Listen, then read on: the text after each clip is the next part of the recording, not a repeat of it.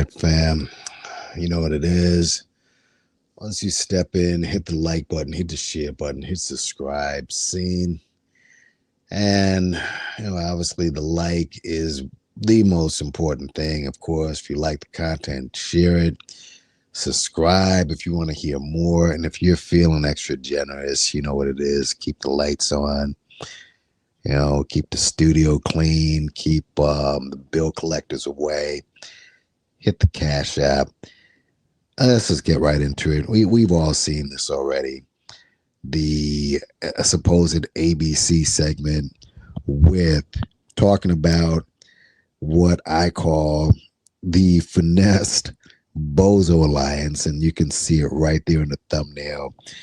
And listen, I'm just gonna get in a few things, a few theories, and I'll be gone. It's gonna be a short video replay, gang. But it's been 7 years, guys. Come on, 7 years, and this little segment is the best you can do about your group, your cult, huh? Anyways, listen, this presumably grassroots movement or lineage or whatever the hell you call it today, I guess this is what you feel is your first main foray into mainstream, only to get the rug pulled right from underneath it from you. And it's not from a local station. I think it is a local station. I believe it's Atlanta, local ABC. This is like, I'm probably showing, well, Roz Abrams or this is like local news, like Sue Simmons. You know what I mean? And you see them on TV and you get pulled off. There's a couple of theories I have, but it was short-lived. The segment was removed. The circumstances behind this, a couple of speculations. Maybe criticisms, maybe, some questions on the intentions of Flex's bank account. There's some legalities that I want to get into. Or maybe ABC, some reporter, some researcher saw it and had a soul and said, like, wait a minute, like my news guy can't even pronounce this silly cult. Can't even pronounce the word. So I mean, like, what are we doing here? So let's just take a little closer look at what may have happened here. I mean, first of all, there could have been some legal ramifications or repercussions because of the name. This young lady here, she was the subject of it. Her name is Teresa Almond, excuse me. First heard of this woman, obviously a textbook grifter, as you can see, FBA grifter and pseudologist. And likely the reporter or the producer behind this segment might have used your boy's name and likeness, because you do know this is trademarked.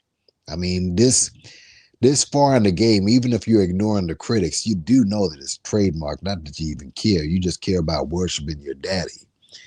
But yeah, so you might have used FBA without authorization. And Tariq, just like your girl Yvette, which I'm going to speak a little bit about her as well, through a cease and desist. Like, yo, I mean, I made up this grift. I mean, what's this woman have to do with it? I mean, damn, look at that hairline. I mean, I don't even know if she's FBA. She could be cosplaying. Like, hold on a second. So I'm guessing Tariq said, listen, put out a cease and desist, hard to use my name, my likeness. And he kind of asserted his rights. And it just highlights the risk of, repackaging these existing efforts, like he repackaged Ados, right? And repackaged Claude Anderson as well. But whatever. I mean, he just, that could be something that happened. Now, next thing that may have happened is that ABC might have gotten a soul. Okay. Maybe they said, hey, wait a minute here. Hold on. Like listening to this segment, like what?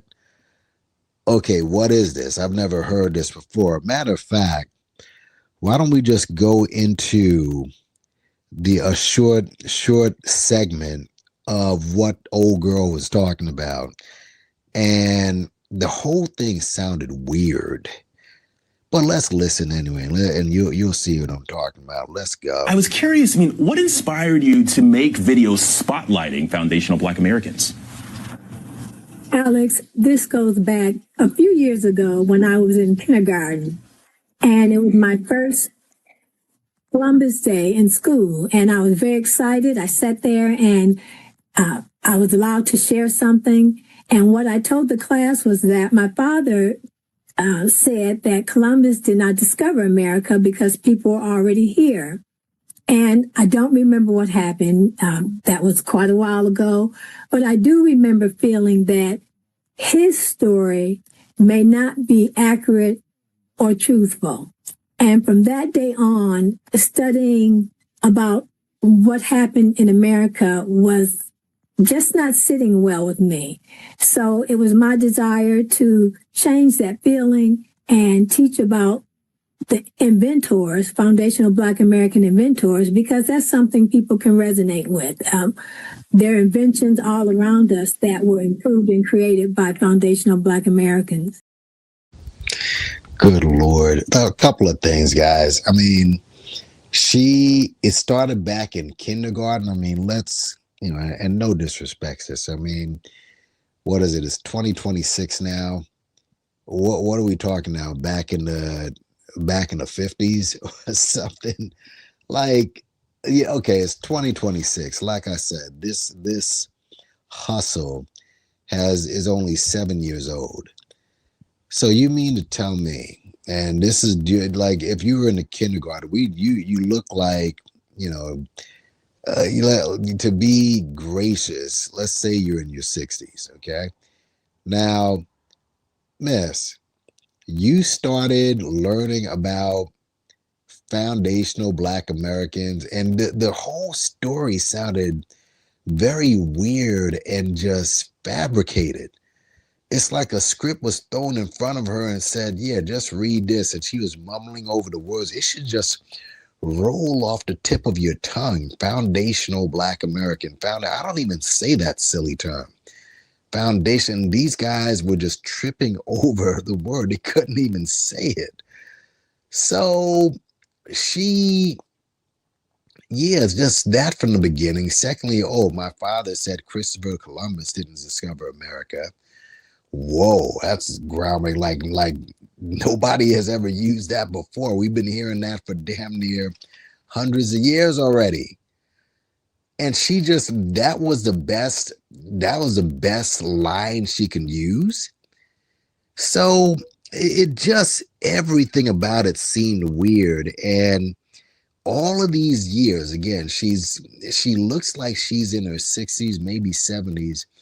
And all you can talk about are inventors, and you got a little booklet, which I believe is probably still selling on Amazon. Now, again, I'm thinking Tariq might have hit with a cease and desist, or mess around. She's working for Tariq, and that was part of it. But we're going to get more into that a little bit more. But yeah,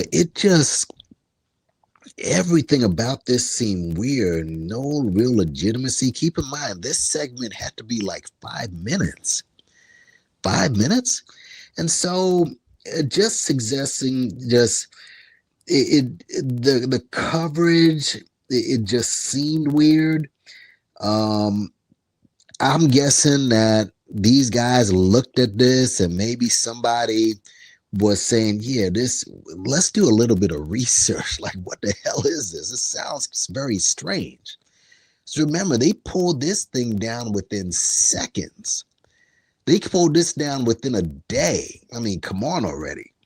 So someone from ABC, probably historically cautious about covering some fringe movement. Now, mind you, they've covered other stuff before. I mean, they've covered the Klan, they've covered the Tea Partiers, they've covered all types of weird groups, but at least the Klan is legitimately real, right? They've covered the Nazis. That's a legitimately real organization. What is this pseudo shit? So they might have said, listen, we have to have some sort of ethics if we like. And ABC is a left-leaning organization. So this is something that's not, it's not something that they would just throw out, but you got to have some sort of legitimacy and some sort of ethics when you're reporting. And when they looked at it and saw that some slick wannabe pimp just threw this together within a week, you're like, yeah, this ain't it. This ain't it. And the reporter is probably sitting there. The reporter, if you watch the segment, he couldn't even mention it himself. So they probably were like, listen, we're probably violating some journalistic standards here. Let's salvage some of our soul here and get rid of this BS. Now, there's another thing, another puzzling question. Why would a left-leaning ABC even cover this nonsense, even though it's perceived as right-leaning? Now, I can't move around right now during this because I'm doing this off of my iPad. Eventually, I'll learn how to kind of navigate from into different windows like I do on my computer. But let me tell you something. I went past this page, and I'm going to actually leave the page in my description so you can see. Just to let you know who follows this. This black woman saw this, and you see a lot of people getting excited, and she mashed this video up with your president putting out that meme of the Obamas. And for somehow, some way, this woman stepped over the fact. Now, regardless of what you think about the Obamas, I mean, I'm not going to put any monkey means. I'm not a fan of the Obamas.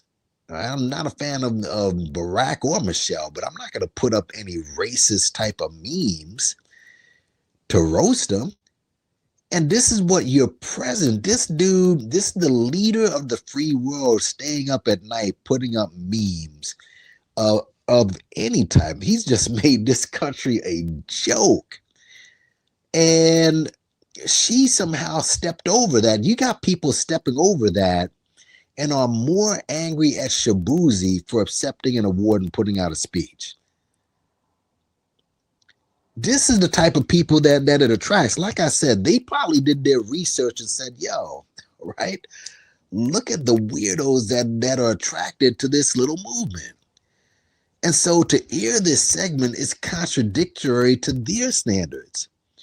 So, I mean, who knows? Maybe they highlighted the FBA grifters as some sort of cautionary tale, right? And they're just ways to consider the enthusiastic reception of far-right rhetoric among segments of this group, the Finesse Bozo Alliance, such as the supporters of Trump. And so this thing has a lot of divisive rhetoric. I mean, look around. Look at some of these people and listen to their rhetoric. Those who have been in this space and listen to me speak, you know what it is. But also, there could be some conspiracy theories. I mean, like I said, Teresa, the reporter, they may, listen, people may target this dude over his appearance. I mean, eventually, because they put up another video on their platform. And it's about some more Black history because it is Black History Month, and then you got these fools screaming, where's FBA and where's that segment? Put it back, like he has the power to do anything. I mean, give me a break with this. He's a young reporter trying to get his feet under him in his career. He's not worried about this bullshit. But you got people now talking about, oh, it's the Democratic, they're Democrats and the Democrats did it, because Tariq's audience, you guys are you're so freaking slow. He can say anything. Oh, it's the Democratic shills. What Democratic shills? Who? And from the example I gave before of the people who follow you dudes, I ask again, what type of shills are you? Right? So people are that's another thing to look at. And mind you, all right, let's listen. These guys think that this is somehow going to propel them, because keep in mind the midterms are coming. And I do think that this is kind of calculated. And they put this up and pulled this down. But remember, here's a vet and Tone. This was years ago when ADOS started. This was on CNN. And Camus Bell, and this thing is still up there. Now, this show is canceled, but as far as the episodes, this is still up there. These guys were in the New York Times. They were on CNN. They got interviewed, right? Look at your vet doing an interview. Where's the interview that Sneaky Reeky has done? And I'm not a fan of hers at all at this point. I mean, the beginning, it sounded good, but I realized that these guys were full of shit, and both her and Tone, but she's at least intelligent enough to put something like this together. Look at this. This is still on CNN. And FBA, this was years ago. This was, I believe, back in 2022, if I'm correct. All right. You can look this up. But this is Camus Bell who hosted this again. The show's been canceled. He's done a couple of episodes. Like, I guess he's this brother going around America, seeing what Americans do, blah, blah, blah. But this is still up. And they pulled that nonsense, that FBA nonsense down. So this is not that, it's not like some big come up already. All right. Again, FBA is still out there. I'm sorry, the ADOS, their stuff is still out there. And I just got to say, too, some of these dudes that are hopping on this, big ups to Haven Bullets. He's highlighting everybody. I just want to highlight one person, one content creator. There's a couple of these fools that are jumping on this. A lot of people I am surprised with, but it's actually a good thing, because I'm learning a little bit what these people are about. And I realize that times are hard now, and you were trying to get what little pennies you can from this YouTube thing, but come on, guys. Tim Black, go to Haven Bullet's channel. He goes over Tim Black's video on the review of this. Tim Black, who used to be on TYT, he jumped around from place to place. He had some conservative views, if I can remember correct. Now he's on the outs with TYT. He's been everywhere. But this guy did a review on this, and of course he was trying to be funny and trying to say, oh, well, I bet you the Pan-Africanists are scared. What are we scared? What are Black Pan-Africanists scared of? Like, what are the so-called tethered? He uses the word tether. Scared of what? You were put up there and they took you down and flushed you down the toilet. You're out. You're literally out of existence right now, as far as this is concerned. I thought for a second that it was kind of a come up, because I thought that this was the final nail in the coffin for ADOS, but it was taken down so quickly. You know what? Both of y'all people get this shit out of here. Like, they ain't even fucking with neither of you dudes. What power do you have? You're not going to be speaking at no convention. This is BS. So I'm wondering, and keep in mind, people can pay news stations to put their story out there. And with someone like Tariq, any sort of publicity is good publicity. Any publicity. He doesn't give a shit what it is. He don't care what you say about him.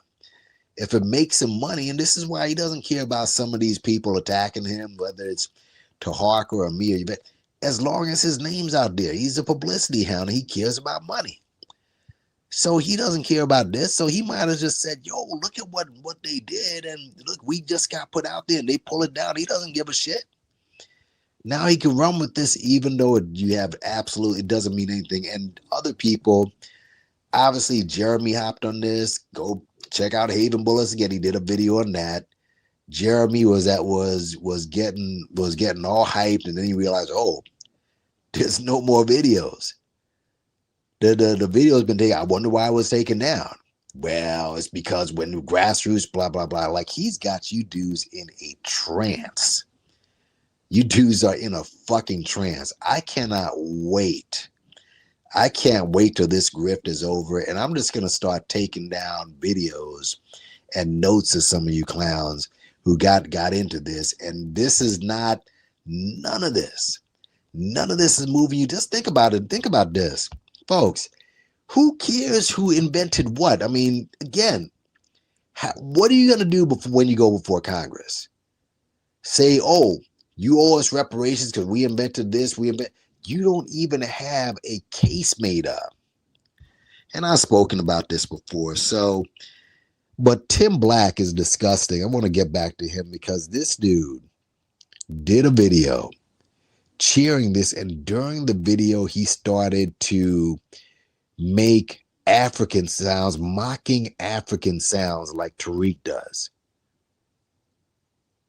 Like, dude, it's that hard on the boulevard that you got to grift this hard? This dude wasn't down with this stuff before, but you have to do this to the point where you're attacking and mocking Africans. And I ask y'all again, this was the same week that your president went after a black woman. Forget Barack. A whole black woman with a monkey trope. You don't do 3, 4, 5 hour tropes like that on that? And you telling me that this is not some sort of MAGA psyop? So listen, this episode, it just underscores the fragility of the digital age, but also was FBA even a genuine movement or just some far right psyop? That's all. I mean, what was this some far right experiment? And at this point, it's starting to die down. So we have to demand transparency, but you're not going to get that from these people. And why did they put out a segment and then later deem it unsuitable? Why are some of these movements airbrushed while others persist in public memory? I mean, the questions, they all remain unanswered, folks. But it leaves a lot of room for skepticism. Who really controls the story? Ultimately, this just serves as a reminder, y'all, the need of some sort of critical thinking. And obviously platforms can suppress whatever you put out there. I understand that.